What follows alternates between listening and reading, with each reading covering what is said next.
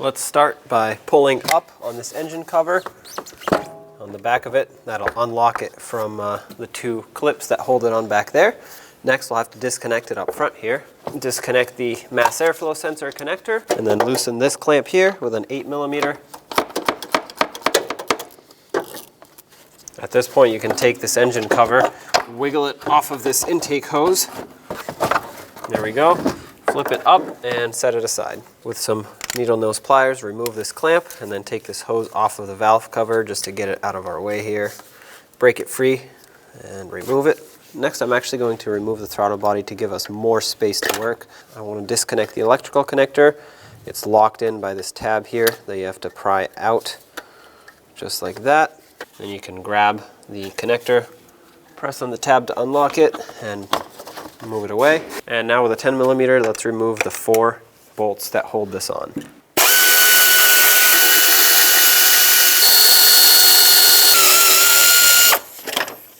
Okay, pull it up and off of the intake. Now let's remove some wiring from this area. This is the throttle body connection. Unclip this harness over here, and this connector over here. And remove this connector from over here too. Set those aside just to make a little bit more room. Let's unclip the fuel injector harness from the retainers here. And then I'll unplug the fuel injectors as well. The fuel injector connectors are locked in by this white tab that you have to pry out. Just like that. I'm going to use a pick for it. Press down on the center tab to unlock it, and then pull it off of the injector.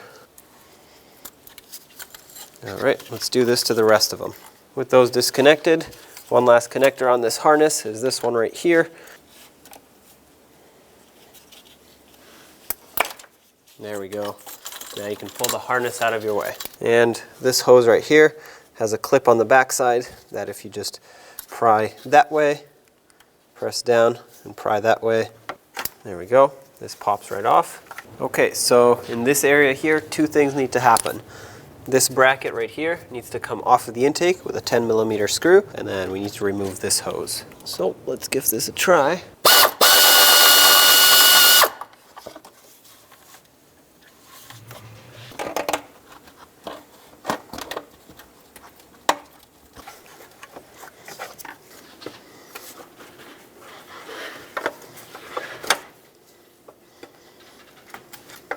There we go. Now the bolts for this intake are really hard to see, but basically there are 7 bolts. I'm going to start from the outside, work my way in, and well, I don't know exactly what size the bolts are supposed to be because mine are so rotted that some are 10, some are 8, some are 9, and basically I have to hammer sockets onto them. So I think they're supposed to be 10 or 11s, but whatever they are, go ahead and remove them, starting from the outside, working your way in. I'm going to break them free by hand first, then I'll grab my air ratchet and get them out the rest of the way.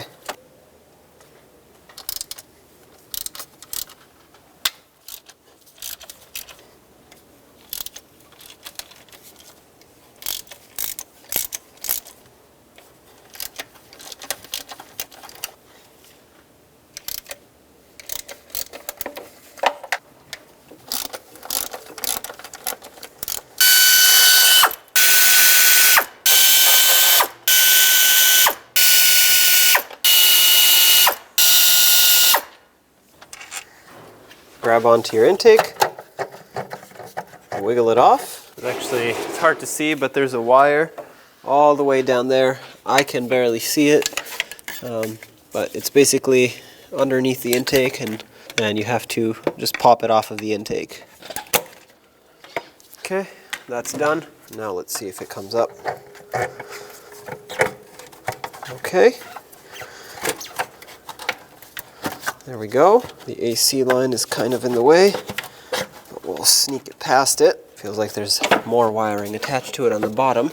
Yep, there is on this side. Okay, so unhook it. It's just a little plastic connector, or a retainer I should say. There we go. Now finally, you can lift your intake up and out. There it is. Right here under the intake, you'll find your knock sensor. And now that we're finally at it, let's replace it. Disconnect the electrical connector. 13 millimeter, unbolt it.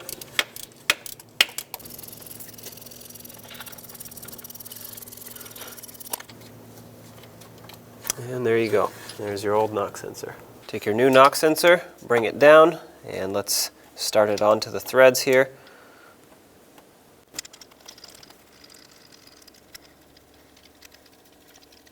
As you snug it up, make sure it's positioned the way that it needs to so the wiring harness can go to it and not be bound up or kinked or anything.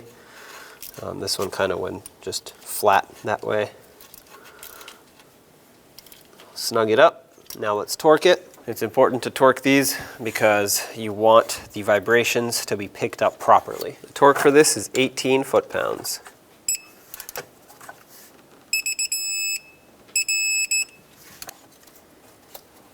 Make sure it clicks so it's locked on. Now let's get the intake back. It's not very easy to see the intake ports, but before you put the intake on, make sure you clean up the surface. I usually like to use a razor blade, and it doesn't have to be perfect, but it does have to be clean, free of any corrosion and debris, so that the new gaskets can seal up properly. And I say new gaskets because it's always a good idea to replace your intake gaskets when you take the intake off. You can reuse your old ones if you absolutely have to, but I suggest replacing them with some new ones. That way you have no air leaks. I cleaned up the intake as much as I could. It doesn't have to be perfect either on this side. It just has to be clean enough to seal. Let's slide this down.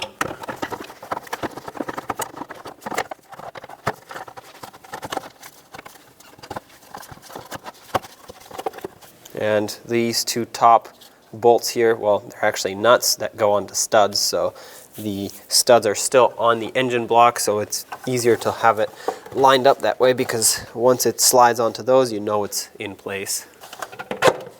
There we go, finally. It's not easy to get it to line up, but once you do, it'll just slide right on. Let's start on all of our hardware. I'm going to put the two nuts on top back on first, and then I'll get all the bolts in. The sequence that you put them on in does not matter. All that matters is that you follow the proper sequence when you tighten them. So I'm going to go from the inside and work my way out, basically the opposite of what I did to take them out.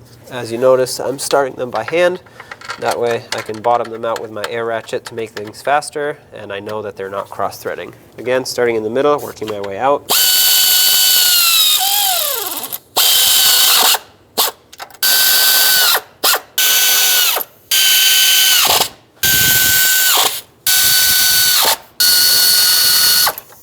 .4 foot-pounds is the torque for all these bolts. Let's start in the center and work our way out.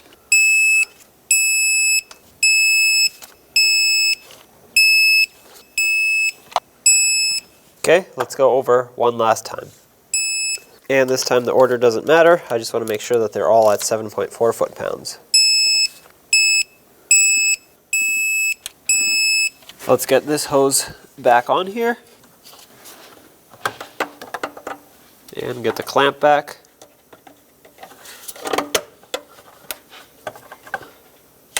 Then there was the bolt for this bracket, which is really hard to see, but put that back.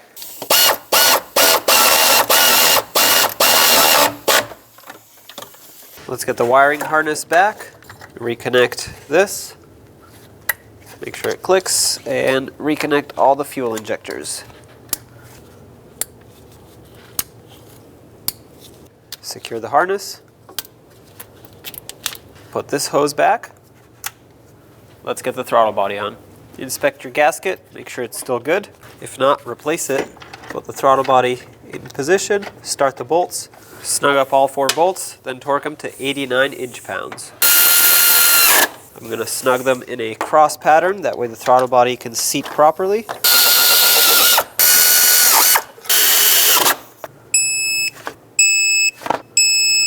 I can't really get to this back one, so I'll just make it snug by hand. Let's put this hose back, make sure it's bottomed out, re-secure it with the hose clamp. Plug the throttle body back in, make sure it clicks, and lock it.